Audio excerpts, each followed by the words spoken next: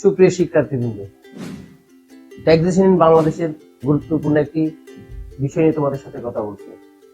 আজকের বিষয় আয়বর্ষ বনাম করবর্ষ।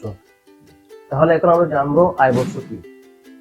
1984 সালের আয়কর আইন অনুযায়ী যেই বছরের উপর আয়কর ধার্য করা হয় তাকে আয়বর্ষ বলে। এখন জানবো করবর্ষ কি।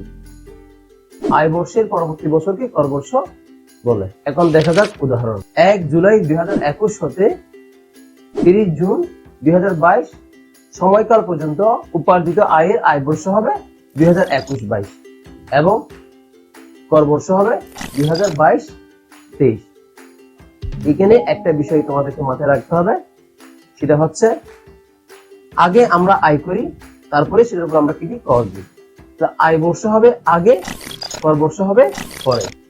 আয়বর্ষ যদি হয় 2021-22 তাহলে করবর্ষ হবে 2022-23। আয়বর্ষ যদি হয় 2022-23 তাহলে করবর্ষ হবে 2023-24। আশা করি বিষয়টা বুঝতে পেরেছো। এতক্ষণ সাথে থাকার জন্য ধন্যবাদ। আসসালামু আলাইকুম।